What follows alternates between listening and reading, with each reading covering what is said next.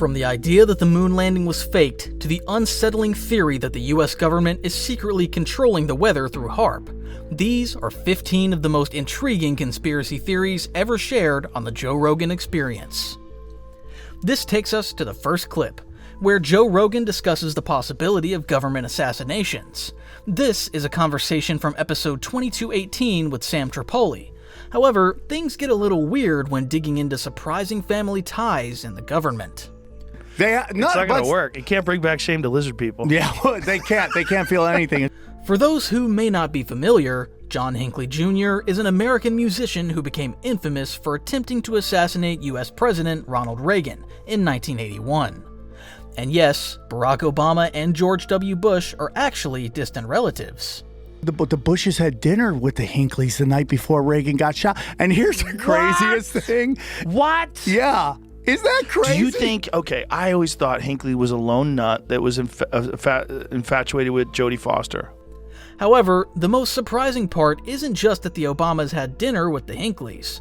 What's even more shocking is that Tripoli is about to share a theory suggesting there's more to the shooting, and it's all linked together. And there's actually interviews, dude, where he said, Uncle George told me to do it. Oh, Jesus. Okay. Didn't they just let him out? Yeah, and now he's doing like plain and coffee beans because he's put out an album or something like that, dude. What's even stranger about Hinckley's release is that Reagan wasn't the only president he had followed obsessively. In fact, reports show that he had spent months following Jimmy Carter before.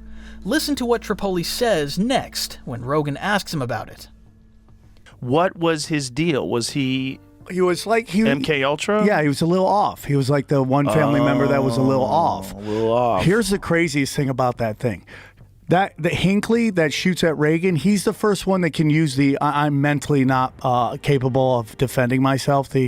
I'm too mentally ill. What's the law where you can Next, Joe and Tripoli discuss the assassination of John Lennon, and Tripoli finally breaks down how many layers are involved in some of these attempts. Hear what he has to say. To happen, you don't get out of there. There's layers upon layers upon layers. That's why when you talk about any of these things that even like when you talk about the Trump assassination, there's a lot of stuff I go, that's a little weird, like that's a really weird situation right there. Because if you study these high impact events, it's kind of like that scene in John Wick. Do you know where John Wick, like the hit goes out on him and he's in the plaza, and now every assassin has a flip phone suddenly. They're all on flip phones, and it's like, boom, take out John. That's a high impact event. Like there's layers upon layers upon layers where you're not getting out of there. Like 9/11, JFK. What Tripoli is referring to here is called gang stalking, a belief where some people think they're being followed by a big group of highly organized individuals. While it's tough to prove, many people think that different levels of intelligence agencies are involved in cases like this. Then, Jamie shows something crazy. Documents show CIA and FBI spied on John Lennon. Oh. For fear of interrupting the election in 72. Which one was 72? Was that McGovern?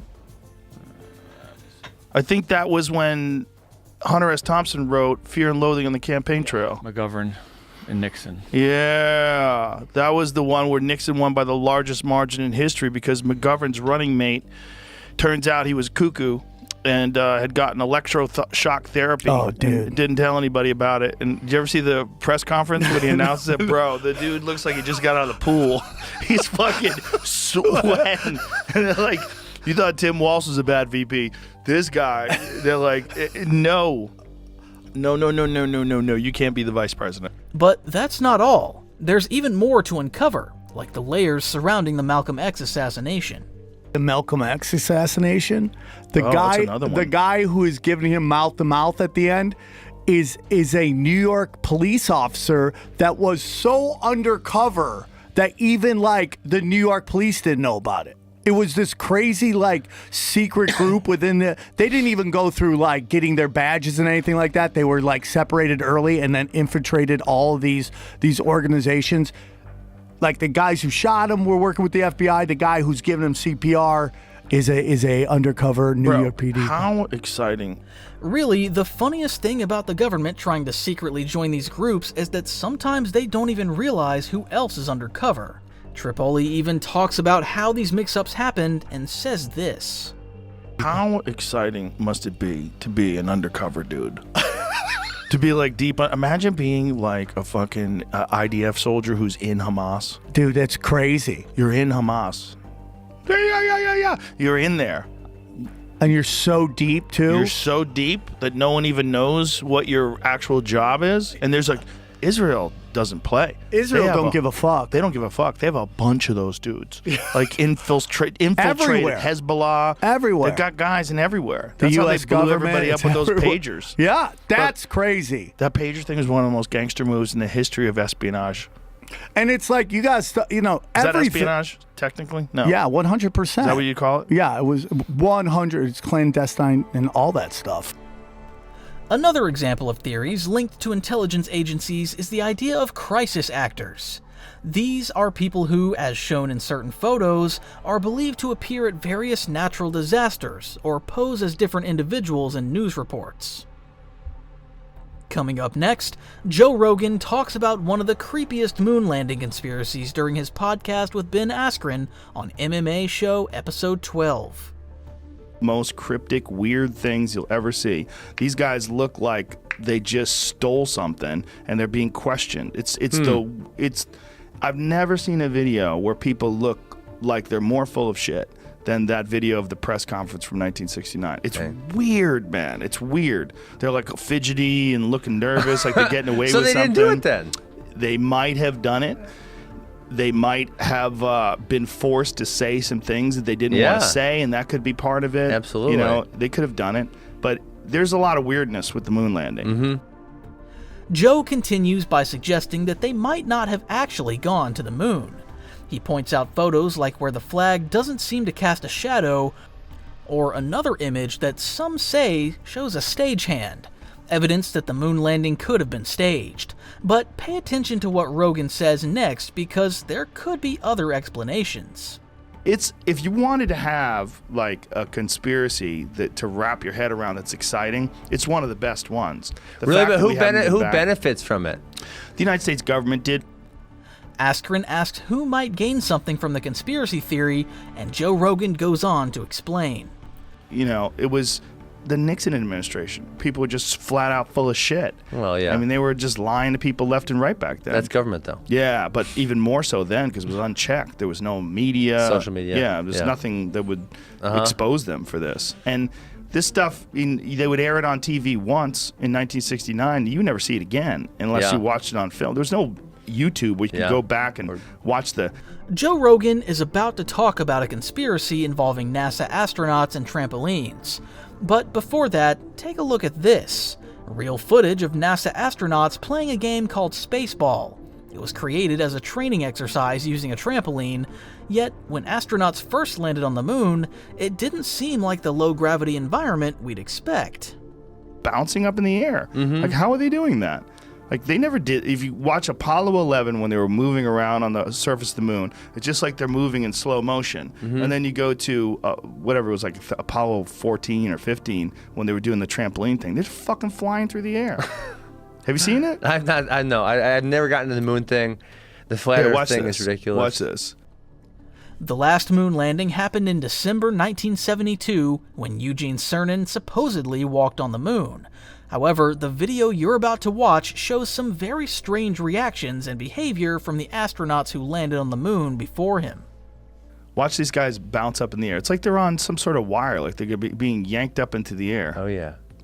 Like, what the fuck are they doing? And they're playing, like falling down, and it's very weird. But it could have been that they were really on the moon, and these guys were fucking cowboys and yahoos, and they wanted to bounce around. Oh, you were posting those videos. Yeah, I posted those videos back in the day. Yeah, I had a debate. Rogan then explains why the flag looks so stiff in the video and suggests possible reasons for videos showing it moving. He asks viewers to look closely at this photo of the flag and notice how still it appears. There's videos of the flag moving in a non-existent breeze, which is weird too. And they try to make some logical explanations for why the flag could be moving in a vacuum, and some of it makes sense, but some of it doesn't. Like the wires one is weird. If you watch them fall down, like go to that one right there, Jamie. if you watch, like, sometimes they're falling down, and when they're falling down, it looks like they get yanked back up. But I think it might not have been real footage. What they might have done is use some... Rogan is about to show some moon landing footage that doesn't make any sense. Check out this image. A man who weighs around 90 kilograms on Earth would only weigh 15 kilograms on the moon. But even with that much less weight, this footage still doesn't add up. Footage, like right there, Jamie, right there, let it go. Like, homeboy falls down, and then it looks like he gets yanked back up. Look at this. Whoops. Oh, he did not. That's not him standing up. Yeah, what is this? That's not him standing up. You can't stand up like that. Right, but you're on the moon. Okay, so you realize you're in 1/6 Earth's gravity. But there was nothing to make him go like this. Exactly. Right? You can't get up without. Exactly. Now we go back to MMA because that's what these freaking folk style wrestling's the next generation of MMA. Because you have to turn to your base to get up. You can't look at. There's nothing on the ground. How's he going to get the momentum? He's getting yanked up. Like, he would have super abs. He would have to be like a breakdancer. No, you can't because. Okay, maybe a breakdancer. Maybe a breakdancer. But you can't get up without putting a base down, right? Yeah. Yeah, that was really weird. I never saw weird. Watch it again. Watch him get yanked up. Yeah, he's got no base. Yeah. It almost seems like that little piece is played in reverse. Oh, yeah, it almost does. Yeah, it almost does. Yeah, that he couldn't stand up like that. But the thing falls down right afterwards, so it wasn't in reverse. I think it's entirely possible that some of the footage was bullshit. But it doesn't mean that they didn't go to the moon. Yeah. It means that overzealous people in And he only had one foot on the ground there, too. Right. Yeah. Oh, that's true. Look at this. Watch. So he stood up like... Look at that. It's ridiculous. He can't do it. What? His right foot's down, his left foot's up, and he just goes straight up in the air. It is crazy. That's fake. But I've never been in 1/6 Earth gravity in either of you. No, so maybe it's Joe, easier it's to fake, do. Dude. Can't stand up like that. You think that's fake? That Ben video Askren says we never went to the moon. I said that video is fake. No, the video is real. That's from television. Okay. The video, that guy standing up like that, he got help somehow. Yeah, well, you can't stand up like that. Very well, he could have been on wires. It could have been that they were using that to simulate what it would be like. Other ideas suggest that the astronauts might have faked the moon landing. For example, watch this video of a man on a submarine opening a soda can and see how the soda behaves. Rogan explains that it's possible the moon landing really happened, but some of the footage could have come from simulations. A lot of simulations. They did a lot of that because they wanted to prepare the astronauts. It's entirely possible that some of those simulations got passed off as being an actual video of them on the moon. Sure. Yeah. Fair enough. Or they faked the whole fucking thing. I wasn't there. So, I don't know. I was only 2. I'm going to use that as a prelude. I think. In the next clip, Rogan talks about the Clintons and Diddy's parties in a funny way during a conversation from episode 2227 with Adrian Iapalucci. P. Diddy is in prison waiting for the Clintons to just kill him. Do you think... Every day I'd be looking for them. I don't think the Clintons were involved with P. Diddy, do you? No, but Epstein. Was Epstein involved with P. Diddy? No, I just feel like these pedophile rings have to cross points at, Many theories have pointed out similarities between these two rings. For example, conspiracy theorists often highlight the connection between the flight records in Epstein's Black Book and the names of celebrities rumored to attend Diddy's parties. Peripherally heard that P. Diddy had big parties, but I never heard of freak-offs or any... I never heard of that stuff until pretty recently, like post-pandemic. I think, Jamie, when did you first hear about like P. Diddy parties? I mean, I would think that I've heard about him having big Your parties. mic has to be off because of Carl's breathing. Breathing pretty heavy still right now. I'm trying to keep it down. Oh my God, he's so cute. He's adorable. Carl and Marshall, they go at it every time he comes here. I don't know. I've heard of... I don't even know what rumors I would have heard. I just heard, But it was not... got crazy parties. I didn't... Yeah, nothing. Yeah, it was never, like, in the zeitgeist. It was never... Yeah. It's just weird, too, because he always had the white parties where you have to wear all white, and I just feel like that's the worst color for body fluid. Ew.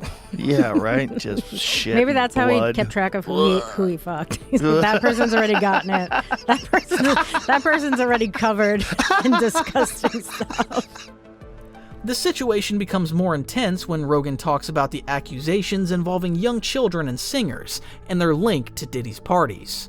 Some of these singers are said to include people like Justin Bieber, who spent time with Diddy at one point in his career. So many horrific accusations involving young singers, young children. Yeah, it's disgusting. It's insane. He makes R. Kelly look like a decent guy. Yeah.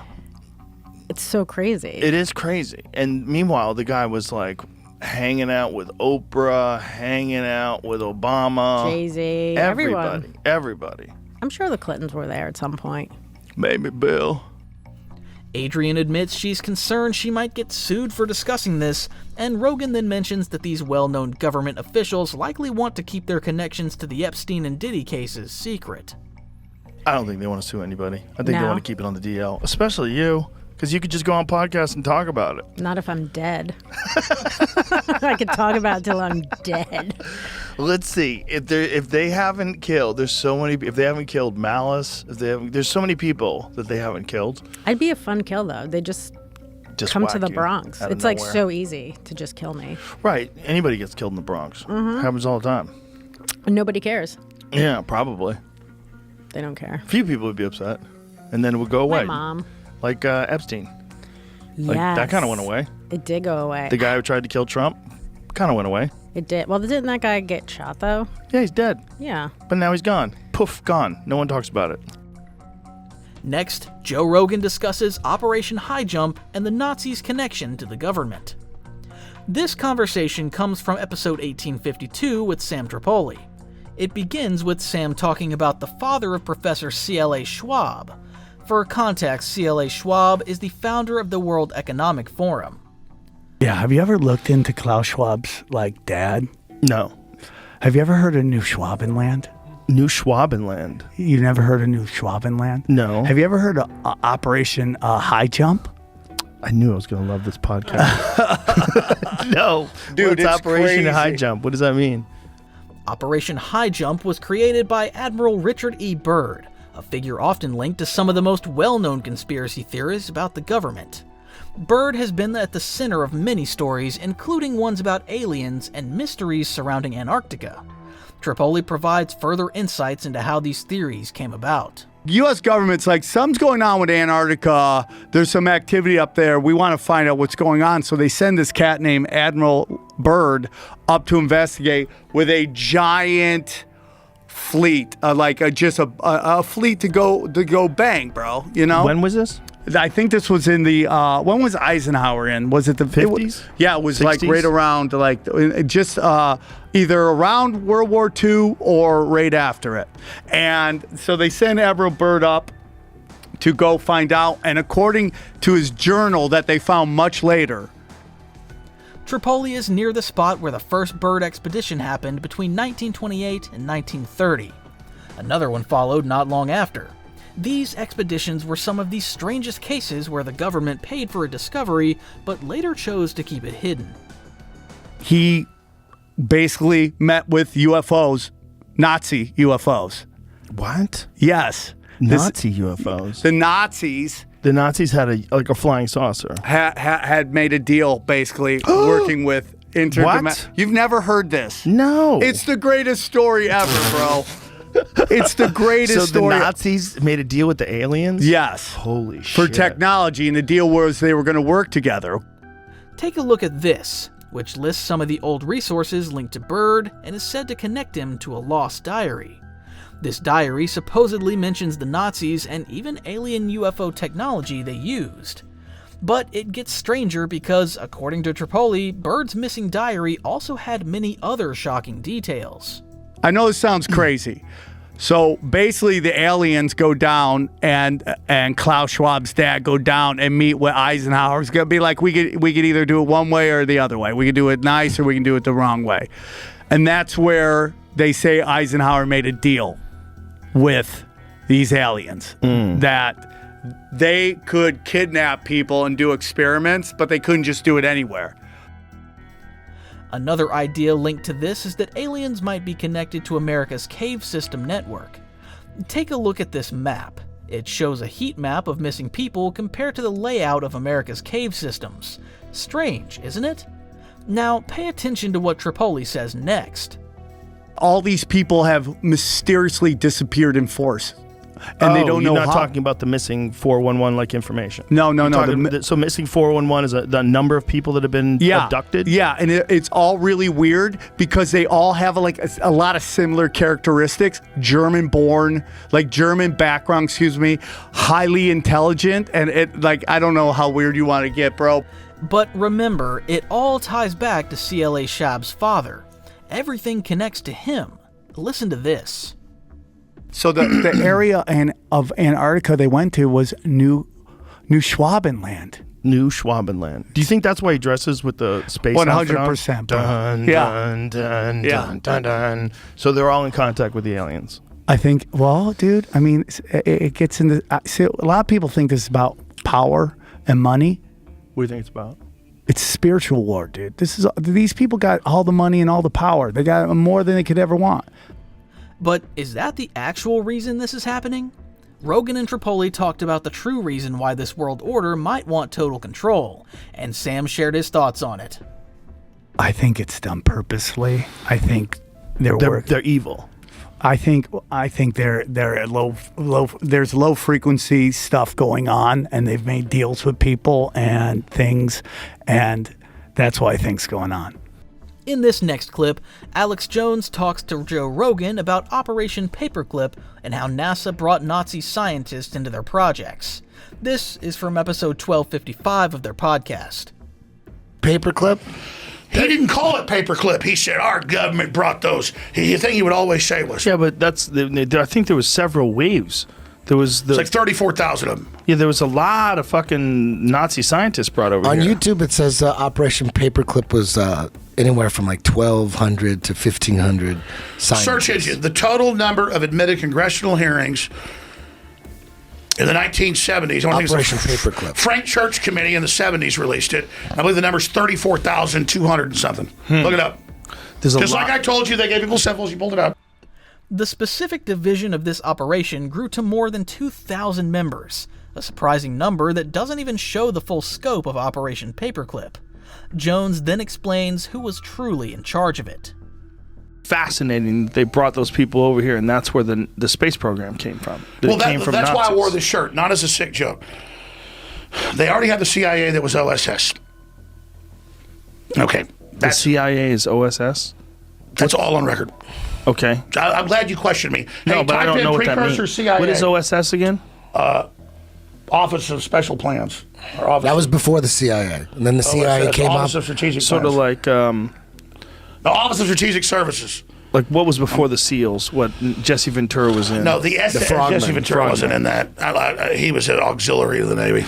He was never in combat. Anyways, let me expand on that. The OSS... UDT. The Office of... What is it? See? My memory fails. The OSS was British intelligence, already the most powerful intelligence agency ever. They set up Pratt House in 22 after World War II to anglicize the U.S. with British intelligence. Not a British intelligence takeover, a marriage. This is like on PBS. Okay. This is stuff that's true, they admit. So they think only academics are watching it, so they'll tell the truth. The general pop culture is all crap. Meant to be dumbed down, meant to turn you off. But when you go to the real academic stuff, like the old days of Frontline and stuff, like I'd watch that, didn't know it was true. Later I got the documents, it's all real. That's like those shows are like really accurate. Like Bobby Kennedy planned to blow up the embassy in Honduras or stuff like that. The story gets even stranger from here. Jones goes on to explain how the scientists ended up working not just for America, but also for Russia. These Nazi scientists left Germany in large numbers and were taken in by various intelligence agencies. Listen to this.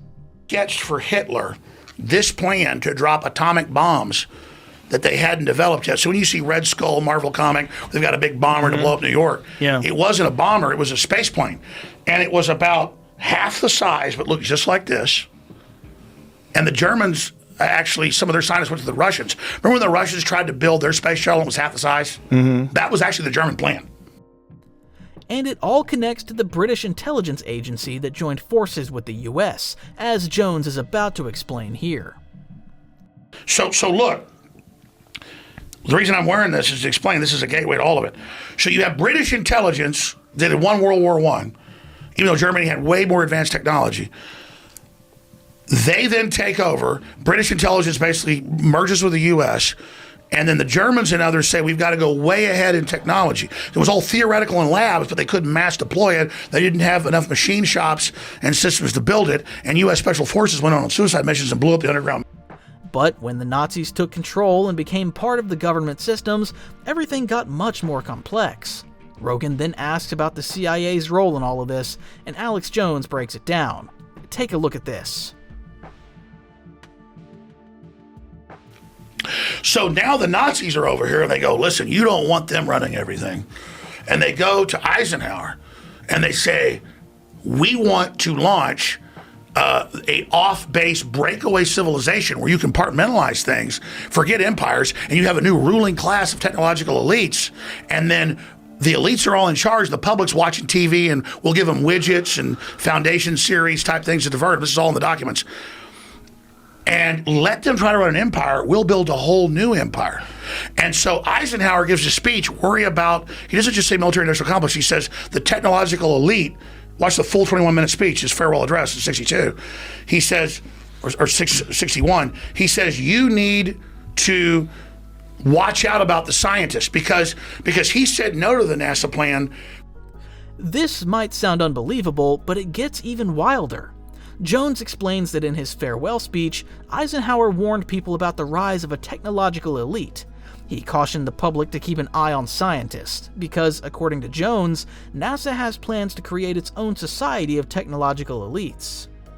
It's a breakaway civilization where you don't try to run the whole planet.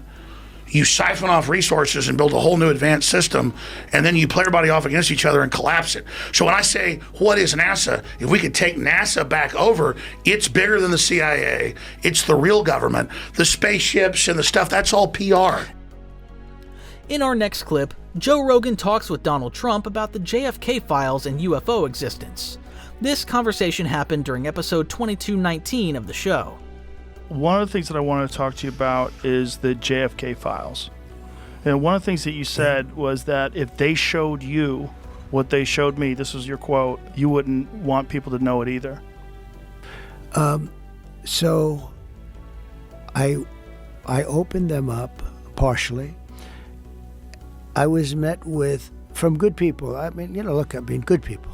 People that were well-meaning. Mike Pompeo was one of them. He's a good person. They called me. They said, sir, would rather have you not.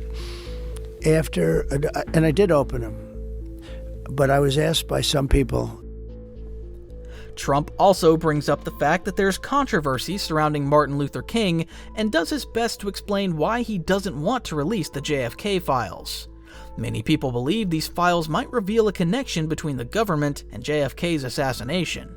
The Luther King file, too, by the way, that they'd like to see. I don't know if you know, but there is that. But JFK in particular. So they called me, a lot of good people called me, people that that you would find reasonable people. And they asked me not to do it, so I said, well, we'll close it for another time. But if I win, I'm going to open them up. Here, Rogan asks Trump why he didn't release the JFK files during his first term as president, and the conversation takes an unexpected turn. Why didn't you open it up the first time, though? Because a lot of times, what was the hesitation, though? Addresses, people that are still living. There are people that are affected. And there could be some national security reason that I don't have to necessarily know about. But some very good, talented people asked me not to do it. I opened it up, and then they said, would it be possible for... Rogan then asks him how much he really read, and Trump replies. How much of it did you read into? I think it's going to be just fine to open it. Let me put it that way. I think it's fine. It's going to be time. It's a cleansing, it's really a cleansing. So I'm going to do it. I'm going to do it immediately, almost immediately. Since Inauguration Day is on January 20th, 2025, conspiracy theorists might not have to wait much longer for Trump to finally share what's inside the files. Well, the thing, when people look at it from the outside and you sort of imagine what could be a reason why they would not release those files, it would be there's people that were implicated in the assassination. Yeah. Well, when there are living people, you generally tend not to want to do it. When people are still living, Living people that formerly worked for the government. For the government, and living people that were somehow involved in it, and you tend not to do that. But it's time to open them. I can't tell you whether or not they're going to find anything of interest. And I did partially open. I think I've opened 50%, but I was asked not to do it, and I thought that was a reasonable ask. But now I'm going to do it. I'm going to do it very soon. Rogan gets Trump to talk about the government's UFO discoveries and share his thoughts on whether aliens exist. Trump openly talks about his doubts about aliens existing. The two also talk about recent ideas that suggest many of the UFO sightings might not be from outer space at all, but could actually be Chinese drones. I interviewed jet pilots that say they saw something. If you saw them, you'd love to have them as I've had a couple in here. Commander David Fravor, I had him in, who had that sighting in 2004. Very compelling with video evidence, radar evidence. Ryan Graves. I don't believe his name, but I interviewed jet pilots that were solid people. Perfect. I mean, great pilots, great everything. And they said, we saw things, sir, that were very strange. Like a round ball, but it wasn't a comet or a meteor. It was something. And it was going 4 times faster than an F-22, which is a very fast plane, you know. And it was round, which is, in theory, a great shape. Rogan then mentions the time in 2004 when Commander David Fravor saw something strange hovering over the water off the coast of San Diego, and Trump gave his response. Well, I mean, just the Commander David Fravor thing in 2004 off the coast of San Diego, they clocked that thing going from 50,000 feet above sea level to 50 in a second. Yeah. They don't know what it is. That's tough to beat. Yeah, they saw something in the water. It was hovering over that something that was making a disturbance in the water. They got video evidence of this thing. 2 different fighter jets with pilots in them saw it. There's, visual evidence, photographic evidence, video evidence, radar evidence. Whatever the hell it is, it moves in a way that would turn a human being into jello if they're inside of it. The G-force, no one would survive. Oh, so what is that? And it doesn't have a heat signature. They don't know what their propulsion system was. But when you fly in some of these jets, these pilots have to be in great shape. Oh yeah, I flew with the Blue Angels once. Yeah, I got to fly. I guess it's an FA-18. And those are older machines. And they're crazy. When you fly in some of these things, oh my God, amazing. Yeah, but I can imagine. You got to be. Next in this clip, Joe Rogan tells Post Malone a scary story about a Russian encounter with aliens that led to the deaths of 23 Soviet soldiers. This conversation is from episode 2018. There's a famous story from the Soviet Union that these guys shot at a UFO and it turned them into stone. Is it true? I don't know. The CIA investigated it. Here, I'll send it to you, Jamie, because I sent it to Jeremy Corbell. That's what I asked him. Fuck, I should have had links, Jamie. God damn it. Well, this is the only link I have. It's CIA UFO turned into stone. You find that stuff. You're definitely on a watch list, Jamie. Yeah. So there's literally like a CIA document about it. That these guys supposedly shot at a low-flying spaceship. Joe Rogan starts reading a CIA report based on KGB documents, which describes soldiers encountering a UFO in Siberia.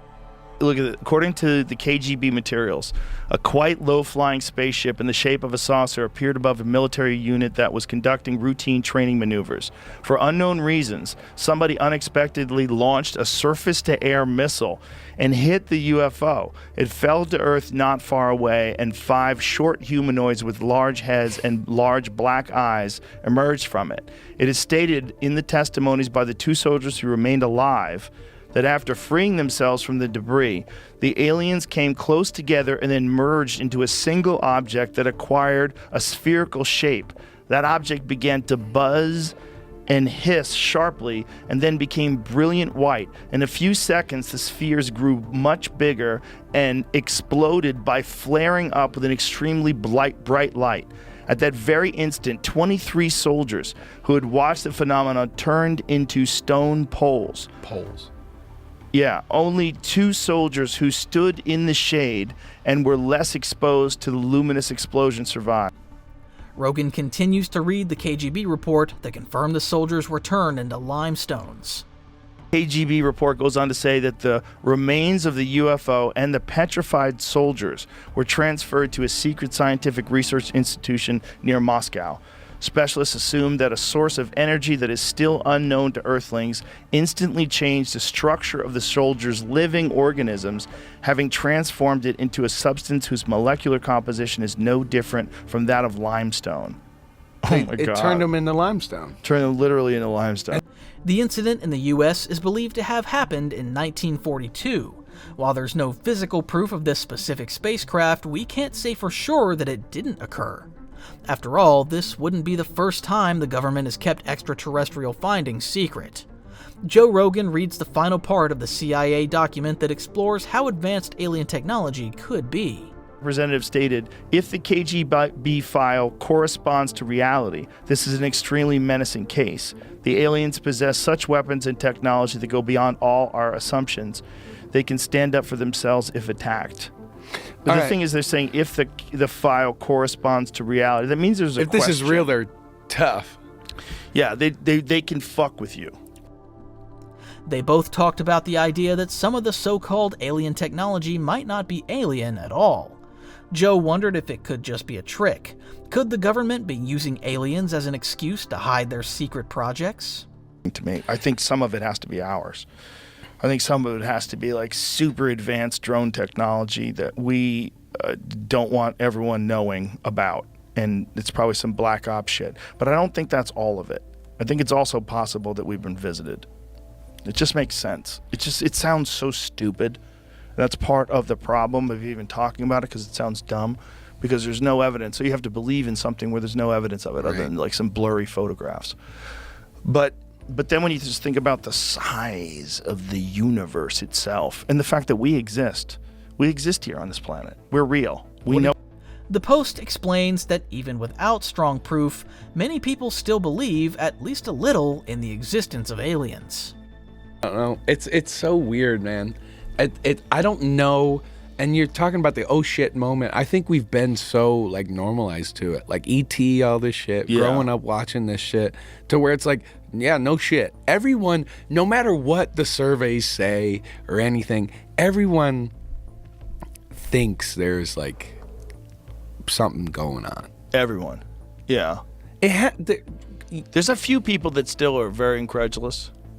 Elon, believe it or not, is incredulous. He's famously said, if the aliens are real, they sure are subtle. They're very subtle. Bigfoot's subtle too. Coming up, Joe Rogan learns about the hidden history of MKUltra and how the government ran this program. This talk is from episode 1459 with Tom O'Neill. So you brought up MKUltra. Yes. MKUltra was a government program run by the Central Intelligence Agency. Originally started as something called Bluebird in 1948-49, morphed into Artichoke, and then in 1952 became MKUltra. It was a mind control program, a brainwashing program. The CIA was trying to learn how to control people's behavior without their knowledge. The most surprising thing about MKUltra is that it was definitely real, even though some people think it's just a made-up conspiracy theory. Some documents about MKUltra have now been made public, like the one shown on the screen. O'Neill keeps uncovering even more details. This all came out in Senate and congressional hearings in the 70s. It was exposed, but nobody knew about it until 1974, when Seymour Hersh, the New York Times reporter, reported it on the front page of the paper. So their main objective was to create what they called hypno-programmed assassins, people who would kill on command, popularly known as Manchurian candidates, after a book that was written in 1962 and later became a movie and then a movie. This doesn't fully capture the shocking reality of the MKUltra experiments.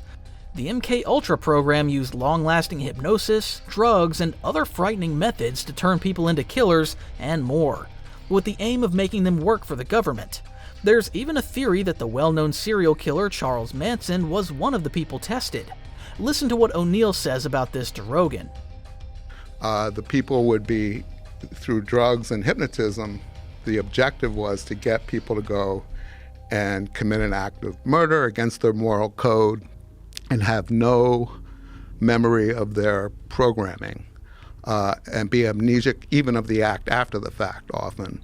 That was just that was their main goal, but they were also trying to create couriers, people, military people that they could implant messages, send them, across dangerous areas where there were, at that time it was the Vietnam War, and deliver messages and then have them wiped from their memory in case they were captured. The CIA didn't do this with clear permission from many government officials. They admitted to doing it, but didn't explain exactly why. As O'Neill points out, it was revealed in the 1970s, but we still don't know the whole truth, even today. Had all kinds of objectives. So Roger Smith was supervising Manson when he became exactly he was able to do exactly what the MK Ultra program had been trying to create and do for, at that point, about 15, 17 years. When it was all exposed in the 70s, and there were these hearings, first the Rockefeller Commission hearings, and these hearings were shown on TV, but surprisingly, nothing happened as a result. Most of the evidence had already been destroyed, and the people who knew the truth refused to speak. And then finally, Senators Ted Kennedy and Daniel Inouye held hearings. The CIA admitted that they had done this, but no one would say exactly what they did. All the records had been destroyed when the two people who ran it, Richard Helms, who had become the director of the CIA in the 60s, and Dr. Sidney Gottlieb, who was kind of the mad scientist who had supervised they had safe houses in San Francisco, New York, Los Angeles, where they would experiment on people that were lured into these apartments and houses that were either look like brothels or hippie communes or whatever. MK Ultra was another example of government wrongdoing, and the people responsible were never punished. These included some of the most well-known thinkers and scientists of that time. The people who were working at the Haight-Ashbury Free Medical Clinic that was run by another Smith, which makes it a little confusing, but Dr. David Smith, who founded it, he had given an office to a scientist named Jolly West, Louis J. West, who was, when the hearings occurred in the 70s, identified as a top MK Ultra researcher. He was an academic, come out of the military, had been at the University of Oklahoma, and then UCLA, running the psychiatric divisions. He denied ever being involved in MK Ultra. And this was one of the moments, I think it was 2001, when, things really kind of shook the course of my reporting. You might think there's a chance he wasn't really part of MK Ultra, but there's more to the story. As O'Neill explains, it all connects back to the government, even this scientist's role. Learned that West had been at the same place that Manson was in the Haight in the summer that Manson became exactly what the CIA was trying to create. And I knew, actually, I'd interviewed West about 7 years before for a story I did about celebrity stalkers and people who were obsessed with stars and then only to kill them or try to kill them. And he was an expert in violence, hypnotism, brainwashing, and he was the chair of the psychiatry department at UCLA at that.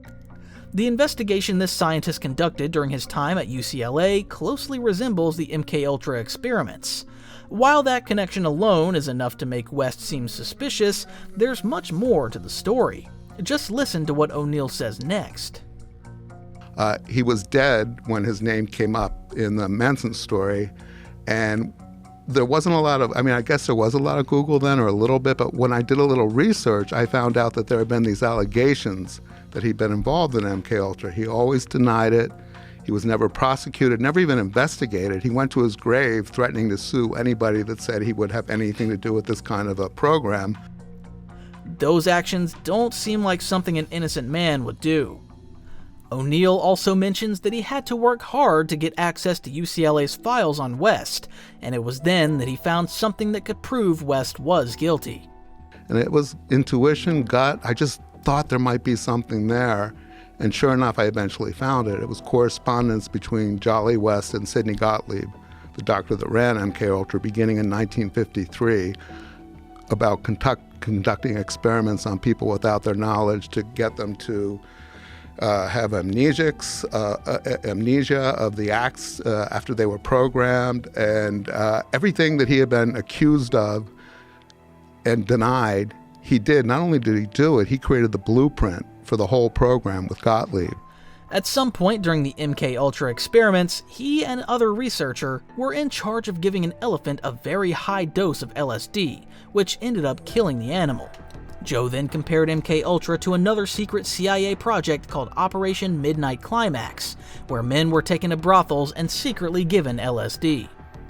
Lured these Johns into these brothels and then dosed them up with LSD and studied them. Yeah, George Hunter White was the head CIA guy, and he would sit behind a two-way or one-way mirror and watch the Johns would be dosed with LSD. They tried aerosols or just drinks, different things, and then they would study their behaviors. Aerosols?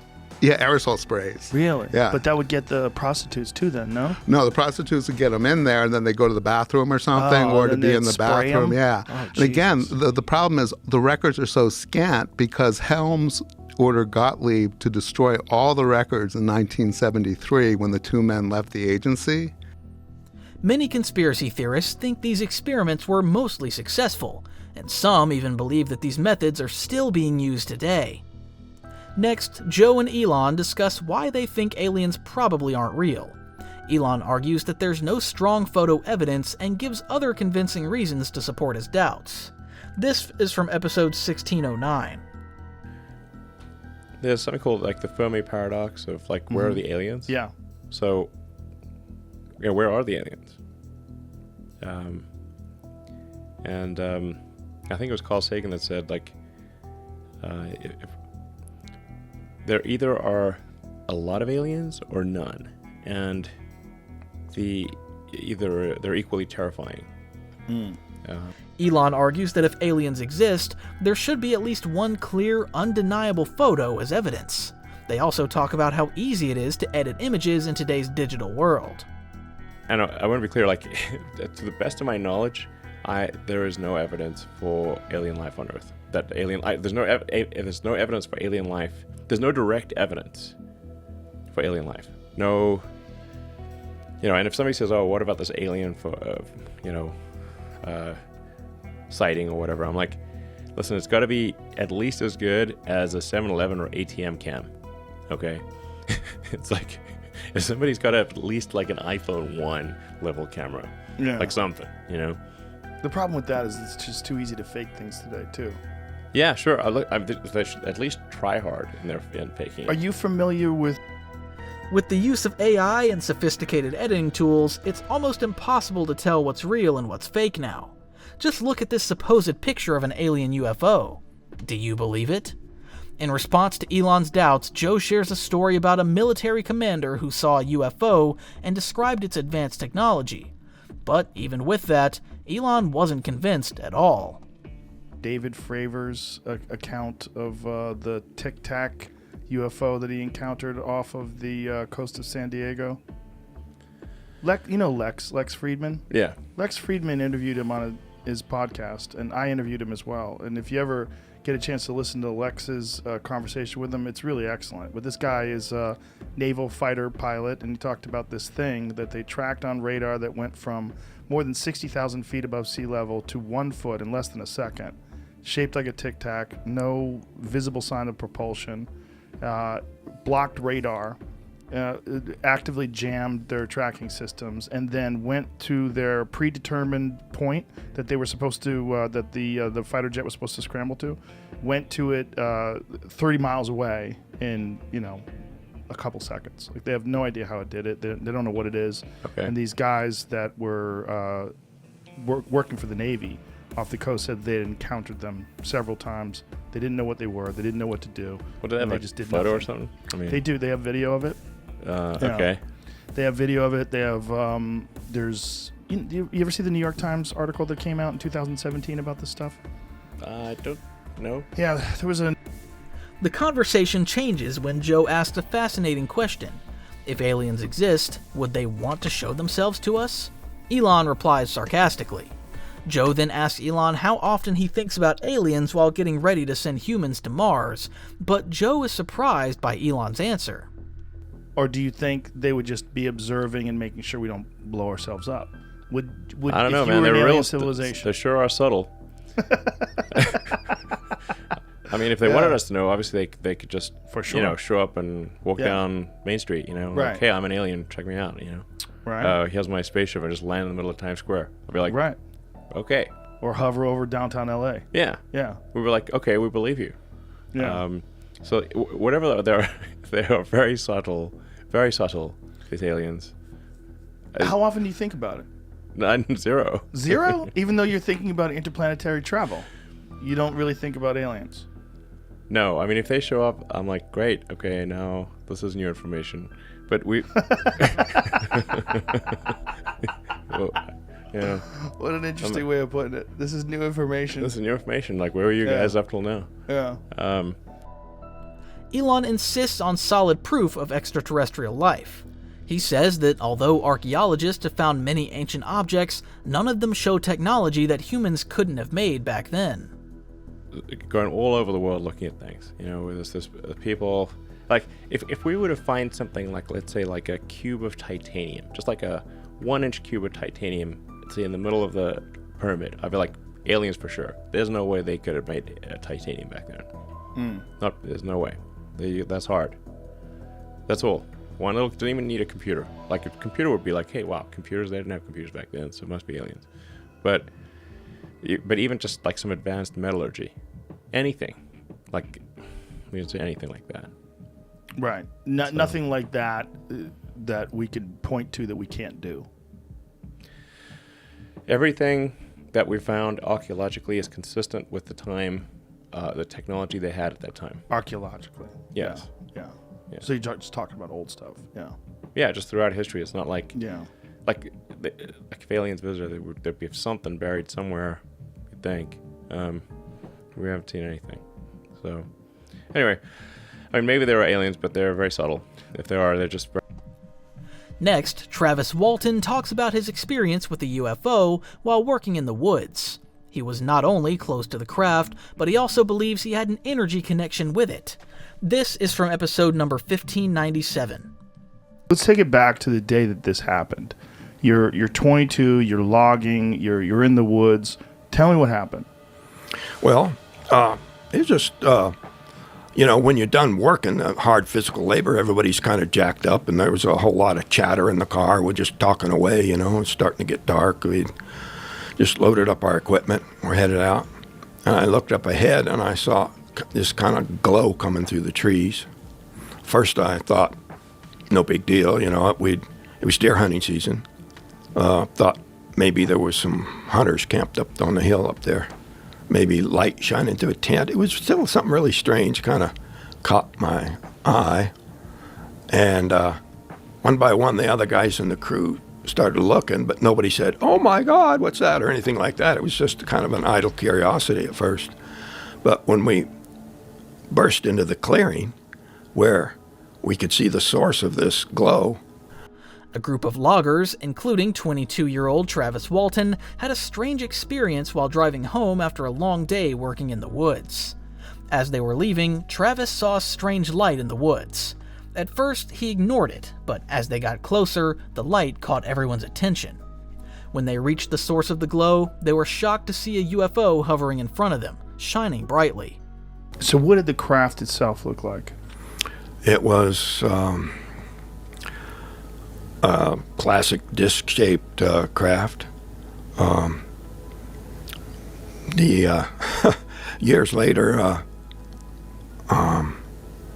there was a report. I can never remember names, but this guy was saying that he worked at Area 51, and they had something in there. He worked with the Tester Model Corporation to create a model of what he was describing, and that's actually the closest of any of the other descriptions I've seen. But I don't think these things have just one type of craft. I think there's many. Joe asks Travis more questions, trying to get more information about what happened after he saw the UFO. Travis then gives a clear and detailed description of the encounter, explaining every moment of what he went through.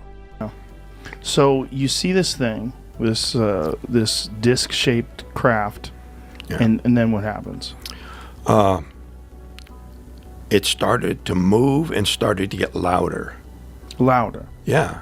It was the guys in the truck heard it too. There was a low thunderous kind of a rumble that you actually sort of felt more than heard.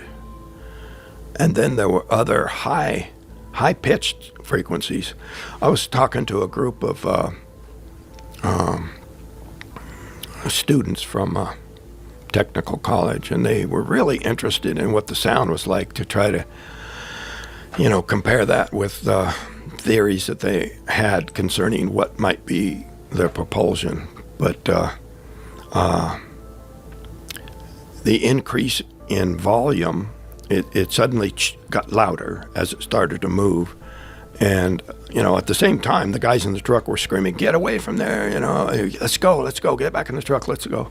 And which would have been the smart thing to do. But as soon as it moved, it startled me, and I just ducked for cover.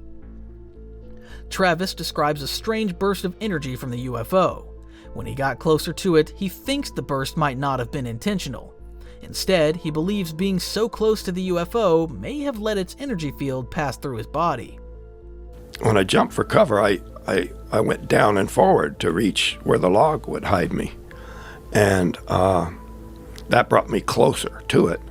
So when I stood up, at that point, that was the closest I was to the object. How close? It was still like 8 or 10 feet away, from the surface of it. But that was when the energy discharge happened. I've worked on a number of theories about what might have happened. At the time, some of the other guys on the truck were thinking, immediately Steve said, "It got him." Like, if you shot a deer, you got it, Right. And so it might not have been, as we assumed at first, that it was some kind of stun gun or something, but maybe just closing that gap allowed this energy to leap to ground through me. Travis later found out that the place where he saw the UFO has one of the highest rates of lightning strikes in the continental United States. He thinks the location might have been important to the UFO. Weighs heavy in that direction is that when I found years later that they have satellites or something that record the number of lightning strikes, and that area has the highest frequency of lightning strikes of any place in the continental United States, except for the Everglades. The Everglades has a bit more, but that's over water. So that adds to another theory. What were they doing there? Joe asks if they're watching the aliens and what might be attracting them. Travis replies that he thinks the aliens are searching for a special kind of crystal called fulgurite. That they're observing that, or is that why they were there? Do you have any thoughts about that? Well, up until a few years ago, you walk down the rim road, and if you see a tree that's been hit by lightning, you can always see it. It's a strip of bark that's just blasted out of there, and it's all bare, and it can actually still survive the lightning strike, but it turns the sap to steam instantly, and it just explodes out the side of the tree, blows the bark off. But I was at a conference where this lady was, I said, "What's this?" And she says, "That's fulgurite." I said, "What's that?" And she says, "That's when lightning strikes the earth. You've got millions of volts, millions of degrees that form these crystals that aren't formed geologically." So I kind of leaned towards this theory that perhaps they were looking for fulgurite, for a very unique kind of crystal that would be formed by that kind of blast of energy. I'd never heard of fulgurite before. The next clip talks on China's technology strength, advanced systems, and the 2049 plan from episode 1617 with Mike Baker. China. He's talking about China. We were talking about China amassing naval power. China's taking over tech companies and how huge they're getting and how much influence they have over their people as opposed to the way we do it. Well, he's not wrong. No. He's not, I can't spot the lie in what you just said, but I mean, look, there's so much we can talk about, but Joe mentions the 2049 plan and explains what it is, saying that he talked about it in a previous episode. Fine. Yeah. Listen to what he was talking about, the way he was explaining how they have this plan. I think he said 2049 to be the global superpower of the world and essentially take the place of what America used to be. Baker agrees with Rogan, saying that the Chinese government has a special approach to creating new technology. Which means we're going to bypass all the costs and the heavy lift of research and development over the years, and we're just going to steal everything. Yeah. And they've been doing it for decades. So people think, oh, China, it's a problem. We've talked about this before. This idea that perhaps this is just something relatively new or it's popped up during the previous administration of Trump. And honest God's truth is it's been going on for decades. Baker details the level of effort and time their intelligence agencies are prepared to dedicate to operations. Where they'll infiltrate a society or an organization, right? They'll put a student out here who's actually working for the PLA for their intel operations, and they'll put him out as an undergrad. And then they'll go to school, and they'll get good grades, and they'll go to grad school, and then they'll get a job, and they'll get another job, and then 30 years down the line, it may pay off. But they're willing to make that investment. So we should be scared. Well, we shouldn't be scared, but we should. Baker explains that China has a huge power to disrupt infrastructure in other countries, which makes it even scarier. Ability to interfere in infrastructure here in the U.S. or in India or with our allies is because for years now they've been probing. There's been testing going on. We talk about. It's a good example. We talk about how in the U.S. we have 3 grids, and I think people were stunned to find out that Texas has its own power grid. Well, yeah, but it's not so much. People were like, "Oh my God, look at Texas; they're terrible," because they wanted to make it a political thing, right? Yeah. They wanted to make it sound like the reason why it's so terrible is because it's Republicans and they want their own independence. Well, no, all 3 grids are fucked, right? The East and the West and the Texas grids are all cobbled together over the years. So it's it's like a patchwork quilt. And they were never built to withstand physical attacks. I mean, you could drive by any substation, right? You could get close enough to pee on it. And they certainly were never designed to withstand a cyber attack. So over the years, what goes on is essentially a mapping exercise, right? When Rogan mentions that the United States and other intelligence agencies do the same thing, Mike Baker replies by explaining how he thinks the Chinese government works. The Chinese don't view anything in an altruistic manner, the Chinese regime, right? It's all about self-interest. In this next clip, Joe Rogan talks about the history of Bohemian Grove and the powerful political leaders who influence our country. This discussion is with Duncan Trussell in episode 1530.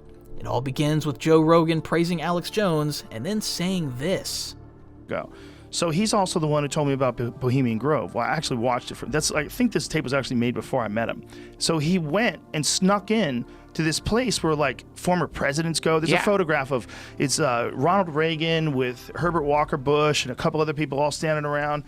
And it's like these are the people that used to hang out at this place, and they would put on robes, and they would worship an owl god, and they would burn an effigy. And they're playing, and Alex snuck in and made video. It sounds unbelievable, but check this out. This document is not only published on the CIA's official website, but it also reveals that these Bohemian Grove elites party hard, hire prostitutes, and engage in other inappropriate activities. This is just the information that's publicly available. And then things take an even stranger turn. Listen to what Rogan says next. And they're dressed like druids. Yes. And some guy brings over something it's an effigy that's supposed to be a body, a wrapped up effigy. It's also a bunch of sticks in a blanket, but it's like shaped like a body. Yeah. And then they drop it on the fire, and they're all worshiping an owl god. When Trussell asks why that's a problem and dismisses Alex Jones's ideas, Joe Rogan responds by saying that some of Jones' theories are actually true. He even mentions the well-known gay frog theory that made Alex Jones go viral. Alex Jones is like, some of the stuff is real. Take what's real and throw out the rest. There's a good chunk of it that's real. Like, I remember he was telling me that there's government's using chemicals that turn frogs gay. I was like, what? What are you talking about? He goes, pesticides are turning frogs gay. And I'm like, that can't be real. No, there really is. Is that true? Yes, there's pesticides that change frogs. Naturally, the discussion circles back to Bohemian Grove and the famous people and politicians connected to it. Trussell jokingly says he'd like to join Bohemian Grove if they'd allow him, but Rogan responds by bringing up the video. Video of Bohemian Grove? Have you seen it? The ritual in front of the owl guy. You've seen it? Yeah. Joe then opens the speech. But he really believed that. Listen. The moon don't care, and all the winds they carry with thy ducks. Hail, fellowship's eternal flame. Once again, midsummer sets us free.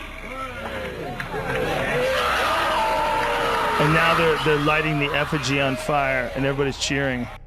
Although there's no evidence they did anything bad or illegal at Bohemian Grove, Rogan admits he still finds it strange. When you see something like that, you go, well, maybe it's like fun that they do it, that nobody knows they do it. You know what I'm saying? Yeah. Like maybe it's like one of those rituals where you get together, your dad thinks it's hilarious, and you both put your hoods on, you go out there and you burn the owl, or you burn the sticks in front of the owl. And what's fun is that you're not supposed to be doing it, and it's a secret, but nothing really is happening. That's also on the table. Yeah. It's possible, but it's fucking weird, man. That was weird. In the next clip, Joe Rogan jokingly talks about how the government has been fighting against raw milk. This conversation is from episode 1349 with David Sinclair. It's really tricky because it's not even legal in some places to have whole milk. In fact, people have been arrested and just locked up for having whole milk. The situation worsened when the government even raided an Amish farm that sells raw milk, which many people think is just as bad as the Ruby Ridge incident. Rogan continues by comparing buying raw milk to buying whiskey. Think about people buying whole milk. That whole milk is apparently for some people. I mean, it might have just something to do with skirting FDA regulations and things along those lines. It gets very complicated for sure. And then there's the reason.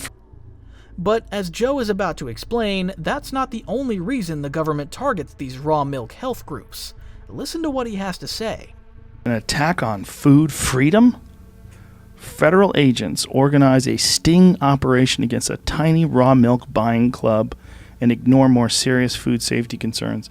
Yeah, like Twinkies. I mean, how hard is it?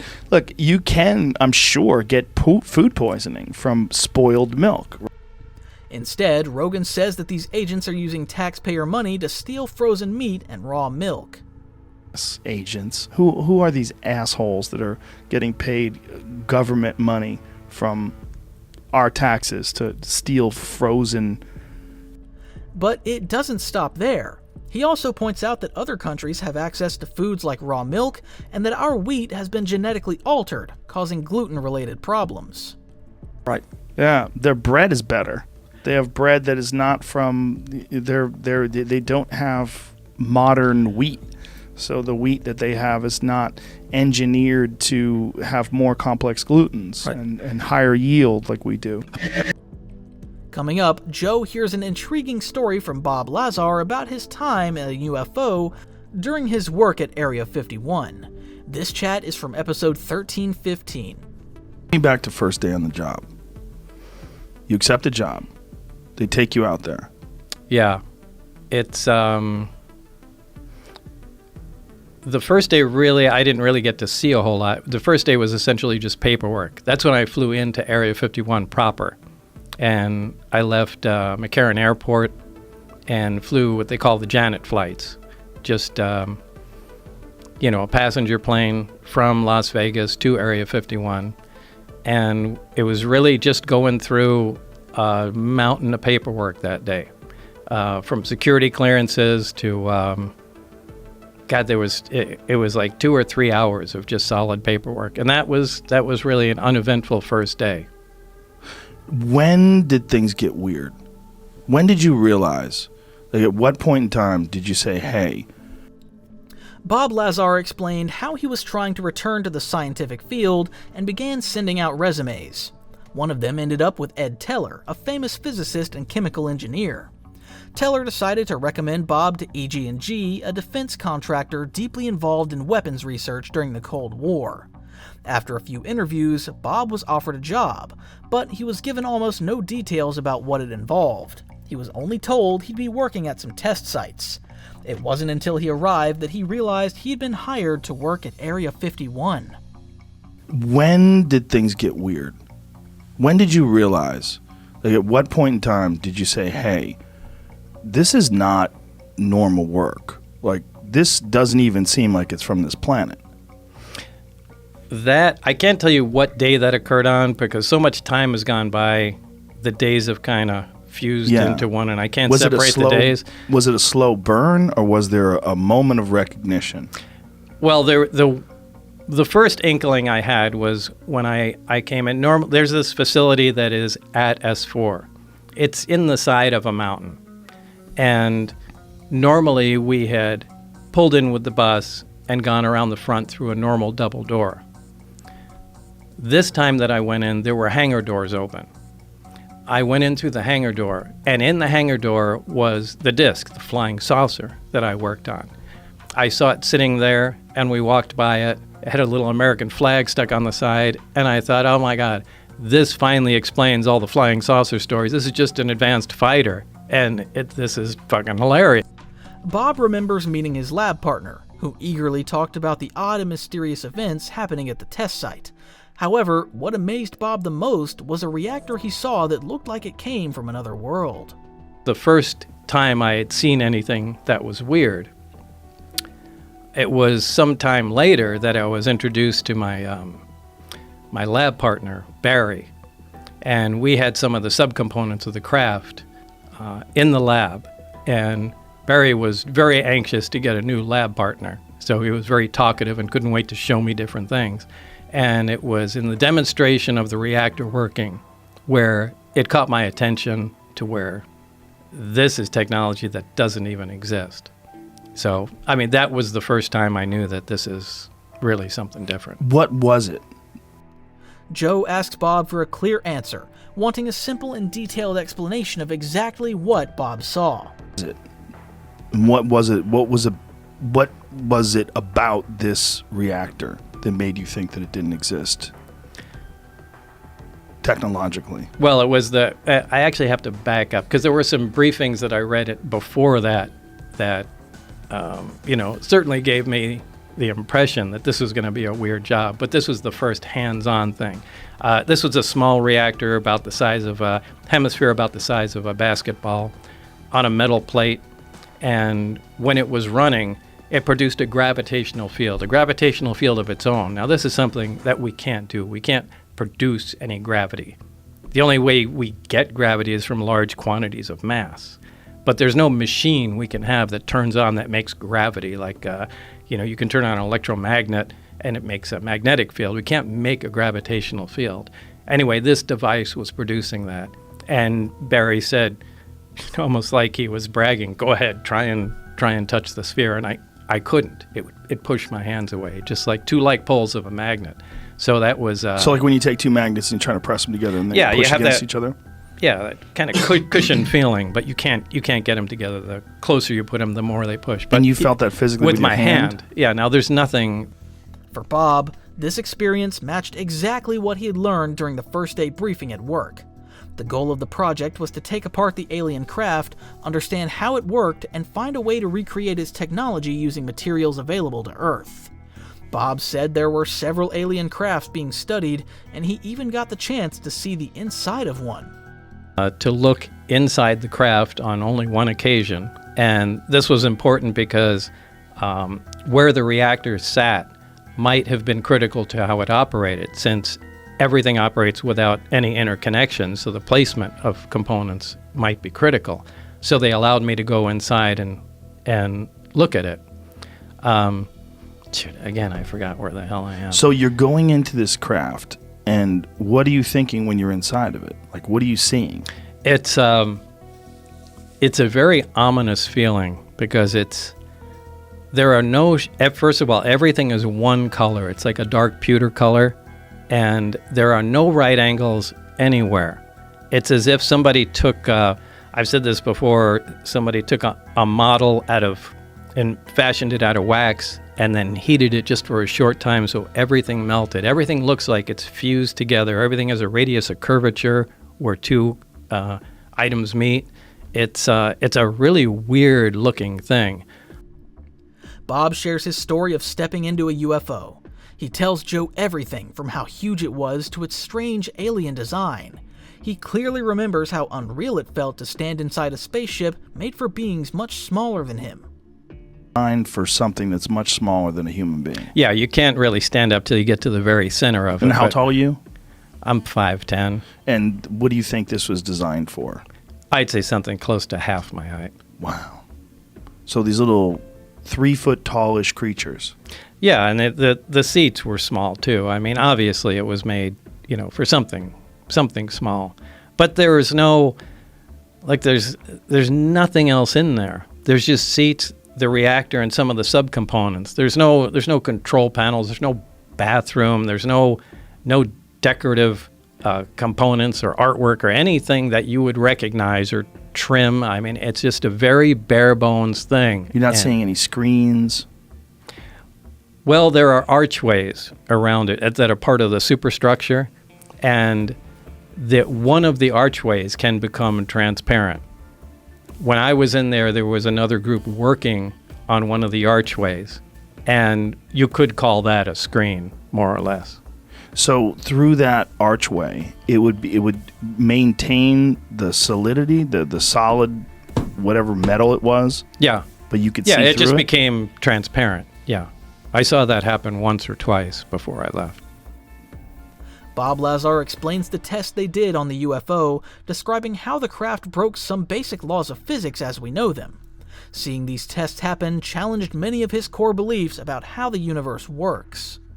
You're looking at this object, this reactor, and you can't figure out what it is or how it works, other than the fact that it works on this element that we don't even know about. Sure. I mean, the thing was what you do with anything. If you're trying to analyze it, all you can do is perform tests. And all we did is try and come up with every kind of test we possibly could. I mean, we tested, it violated a lot of what we thought was impossible to violate. I mean, one of the first laws of thermodynamics, I mean, essentially any machine, any device that operates always makes extra heat. Nothing works at 100% efficient. Even the headphones you're wearing, anything that takes power, some of that power is going to be converted to heat, and it's just wasted. This didn't. I mean, we looked at, back then we had infrared cameras. They're different today, but back then you had to pour liquid nitrogen into the camera to cool the sensor down and get these infrared images you've seen. But it never got, no matter what the load was on the reactor, it never got above the ambient temperature, which is impossible. I mean, you're, pulling out huge amounts of power and nothing ever gets warm. Bob tells Joe about the government's test flights with alien spacecraft. These UFOs don't have steering wheels or control panels. Of course, Joe couldn't help but ask how they managed to fly them. Yeah, because they were doing some tests where they were having these things fly around in the sky. And this is what gets us deeper into your story.